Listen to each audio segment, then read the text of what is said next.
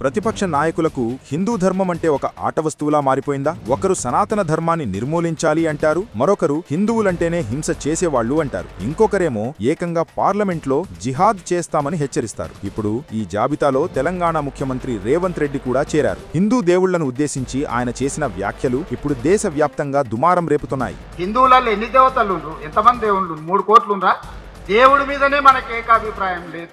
అసలు ఇదంతా యాదృచ్ఛికంగా జరుగుతోందా లేక ఓట్ల కోసం పక్కా ప్లాన్తో చేస్తున్నారా? ఇటీవల కాంగ్రెస్ పార్టీ సమావేశంలో రేవంత్ రెడ్డి మాట్లాడుతూ హిందువులకు 3 కోట్ల మంది దేవుళ్లు ఎందుకు ఉన్నారు అంటూ హిందూ ఆచారాలను దేవతలను ఎగతాళి చేసేలా మాట్లాడారు. అయితే ఇది ఒక్క రేవంత్ రెడ్డితో ఆగే విషయం కాదు. ప్రతిపక్ష ఇండియా కూటమి నాయకులు హిందూ ధర్మాన్ని కించపరచడం ఒక అలవాటుగా మార్చుకున్నట్టు కనిపిస్తోంది. కొంతకాలం క్రితం డిఎంకే నాయకుడు ఉదయనిధి స్టాలిన్ సనాతన ధర్మాన్ని డెంగ్యూ, మలేరియాలా నిర్మూలించాలి అని పిలుపునిచ్చారు. ఆ తర్వాత రాహుల్ గాంధీ తమను తాము హిందువులని చెప్పుకునేవాళ్లు హింస, విద్వేషాన్ని వ్యాప్తి చేస్తారు అని అన్నారు. ఇక తృణమూల్ కాంగ్రెస్ ఎమ్మెల్యే అయితే అయోధ్య రామమందిరాన్ని ఒక అపవిత్రమైన షో పీస్ అని అభివర్ణించారు. ఒకవైపు హిందూ దేవుళ్లపై ఇలాంటి వ్యాఖ్యలు చేస్తుంటే మరోవైపు సమాజ్వాదీ పార్టీ ఎంపీ మొహిబుల్లా నద్వీ ఏకంగా పార్లమెంట్లో నిలబడి వక్ఫ్ బోర్డు చట్ట సవరణను వ్యతిరేకిస్తూ ప్రభుత్వం మాకు వ్యతిరేకంగా ఇలాగే వ్యవహరిస్తే మా పూర్వీకులు స్వాతంత్ర్యం కోసం ఎలా పోరాడారో మేము కూడా మళ్లీ అన్యాయానికి వ్యతిరేకంగా జిహాద్ చేయాల్సి వస్తుంది అని బహిరంగంగా హెచ్చరించాడు. शायद हमें दोबारा लड़ना पड़ेगा